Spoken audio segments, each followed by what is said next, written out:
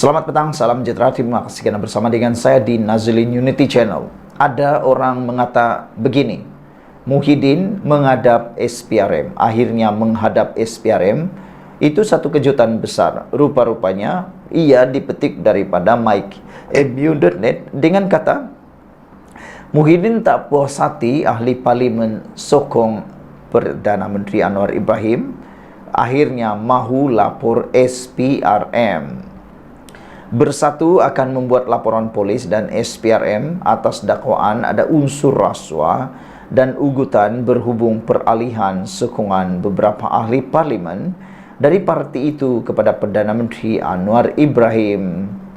Presidennya yaitu Muhyiddin Yassin berkata, Bersatu telah mengumpulkan bukti bagi menyokong dakwaan itu. Kita sudah kumpulkan semua maklumat, contohnya dalam kes ahli parlimen Gua Musang, Muhammad Azizi Abu Naim. Dia beritahu dalam mesyuarat Bersatu Kelantan yang lepas, dia mendapat tawaran di waktu itu dan dia menolak semuanya. Tapi 3 hari selepas itu, dia mengumumkan keputusan sokong sana, yaitu kerajaan. Dan tidak sah ada perkara-perkara berlaku yang mungkin melanggar undang-undang. Dan data ini kami ada kumpulkan, kata beliau. Kepada pemberita selepas mempengerusikan mesyuarat Mahas Majlis Pimpinan Tertinggi Bersatu. Selain Azizi, 3 lagi ahli parlimen Bersatu yang kini menyokong Anwar Ibrahim ialah Iskandar Zulkarnain Abdul Khalid Kuala Kangsar dan Suhaili Abdul Rahman Labuan dan Zahari Kericik Jeli. Dengan sokongan mereka, Anwar kini memiliki sokongan sebanyak 150 ahli parlimen di Dewan Rakyat, namun melepasi majoriti 2/3. Bersatu telah pun menggantung keahlian Iskandar Zulkarnain selama 4 tahun dan Suhaili digantung selama 6 tahun. Semalam juga semua adun Bersatu dikumpulkan untuk bertemu dan melafazkan ikrar taat setia di depan Muhyiddin. Mengulas lanjut, Muhyiddin mendakwa Iskandar Zulkarnain juga sebelum ini memberitahu diugut untuk menyokong Perdana Menteri. Kes ahli parlimen Kuala Kangsar jelas disebutkan tarik-tarik bagi bila pihak tertentu yang melibatkan tauke berpangkat Tan Sri pergi jumpa nak ugut tak bagi buat sokongan, maka akan dikenakan hukuman oleh SPRM. Jadi ada unsur intimidasi dan juga dalam kes lain mereka ditawarkan tawaran yang agak besar bernilai berjuta ringgit dakwa Muhyiddin. Kita sudah kumpulkan bahan bukti, kita akan membuat laporan polis kepada polis dan SPRM, katanya lagi. Sebelum ini Setiausaha Agung Bersatu Hamzah Zainuddin juga membuat dakwaan serupa, namun dibidas Anwar yang menyifatkannya sebagai dakwaan serius dan perlu dibuktikan. Ketua Pesuruhjaya SPRM Azam Baki turut menafikan dakwaan itu dan menyifatkan ia dibuat untuk mencemarkan nama baik agensi itu. Saudara-saudara sekalian, apa yang lebih mengejutkan kita ialah Syed Saddiq Syed Abdul Rahman kata beliau amat kifarah itu benar. Mahkamah Tinggi menjatuhkan hukuman penjara 7 tahun, 2 sebat dan 10 juta ringgit denda kepada Syed Saddiq Syed Abdul Rahman atas kedapatan bersalah. Hakim Azhar menjatuhkan hukuman itu selepas mendengar rayuan dan hujan pihak pembelaan. Terdahulu, ahli parlimen dapati bersalah selepas memutuskan pihak pembelaan gagal menimbulkan keraguan yang munasabah. Saudara-saudara sekalian, sekian dulu untuk kali ini. Jangan lupa tinggalkan komen Anda, tekan butang subscribe. Malaysia kita punya, kita juga sama-sama cintai Malaysiaku. Bye-bye. Selamat petang, salam sejahtera. Terima kasih kerana bersama dengan saya di Nazilin Unity Channel. Ramai netizen mengatakan kalau betul sokongan 4 ahli parlimen terhadap Anwar Ibrahim itu dibuat atas unsur sogokan dan ugutan, sila buat laporan polis, kata mereka. Namun yang mengejutkan kita, laporan yang diterima ini ialah setakat hari ini, sekarang ini, masih tiada laporan polis yang dibuat. Dakwaan diugut menyokong Anwar Ibrahim.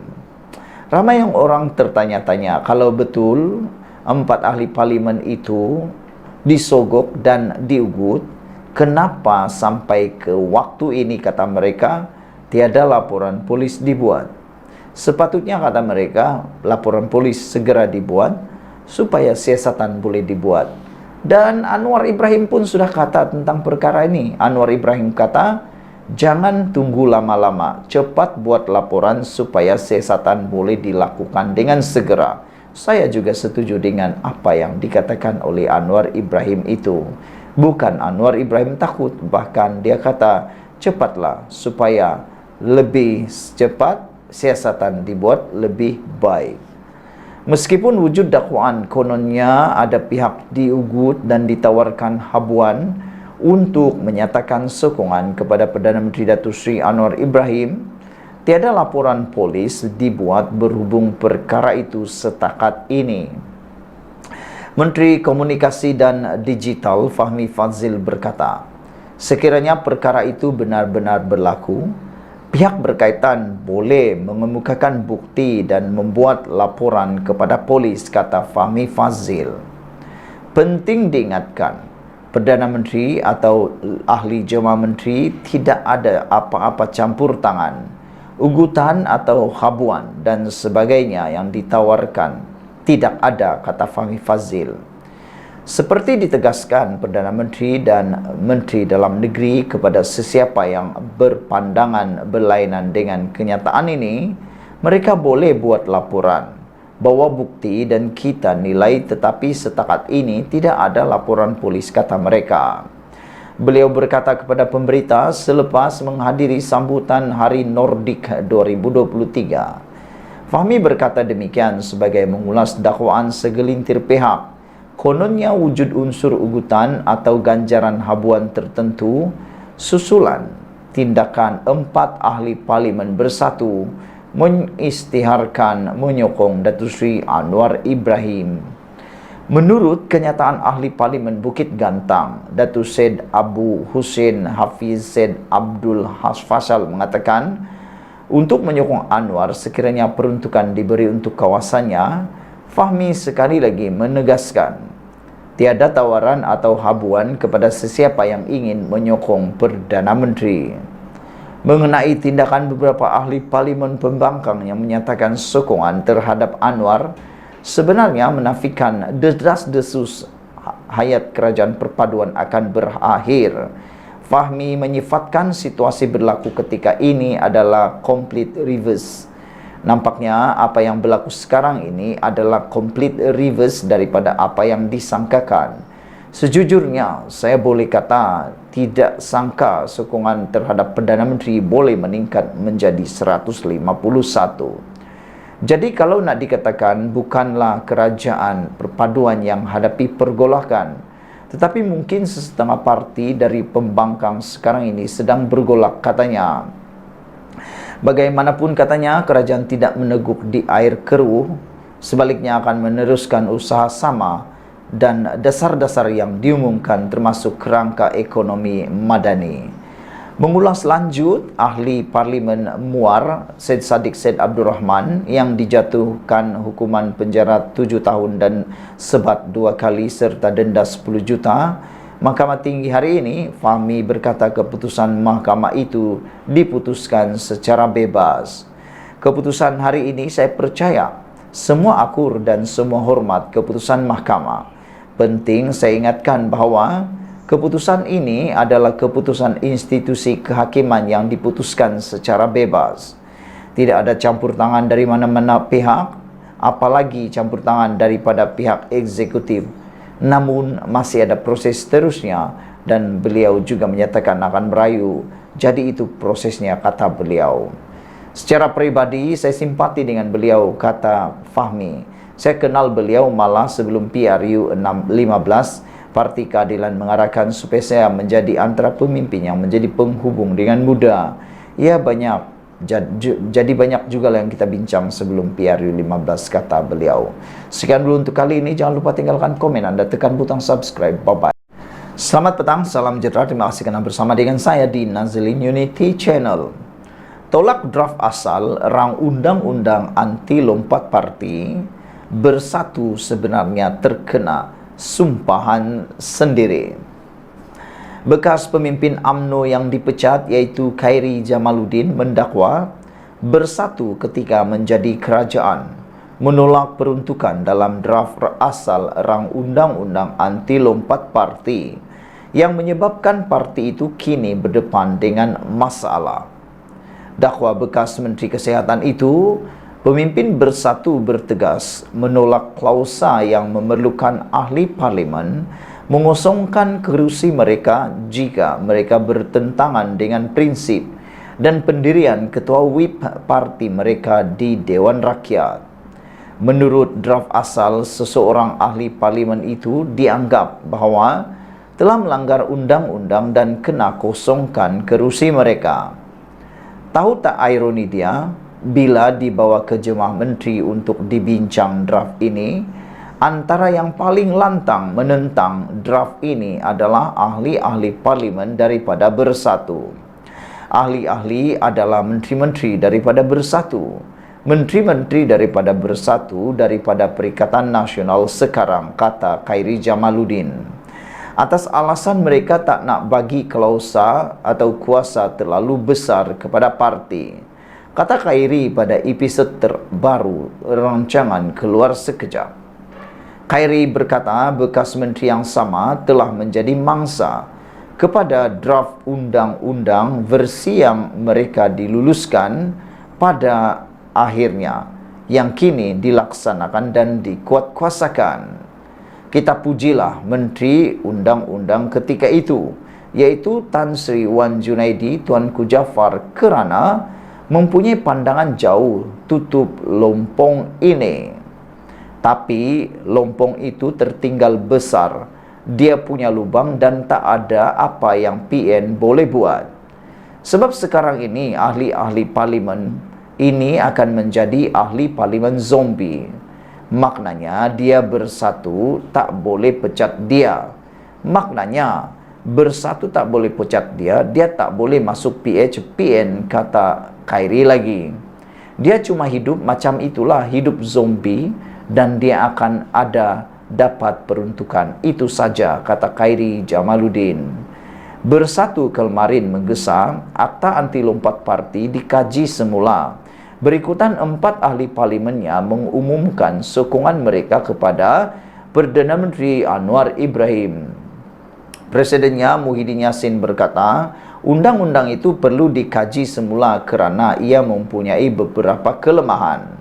4 ahli parlimen Bersatu yang menyokong Perdana Menteri Anwar Ibrahim ialah daripada Gua Musang, Kuala Kangsar, Labuan dan Jeli, yang telah menyuarakan sokongan kepada Anwar Ibrahim tetapi masih sama kekal dalam parti itu. Bagaimanapun, akta anti lompat parti tidak mempunyai peruntukan untuk menangani tindakan sedemikian. Undang-undang itu hanya mempunyai ketetapan mengenai ahli parlimen atau adun yang keluar parti mereka untuk menyertai parti lain. Iskandar dan Suhaili masing-masing telah digantung oleh Bersatu selama 4 tahun dan 6 tahun oleh Lembaga Disiplin Parti. Perkara 49 dalam Perlembagaan Persekutuan merupakan pindaan baru yang digubal untuk menghalang ahli parlimen daripada bertukar parti. Ia tidak menghalang seseorang ahli parlimen daripada mengundi bertentangan dengan arahan partinya sendiri.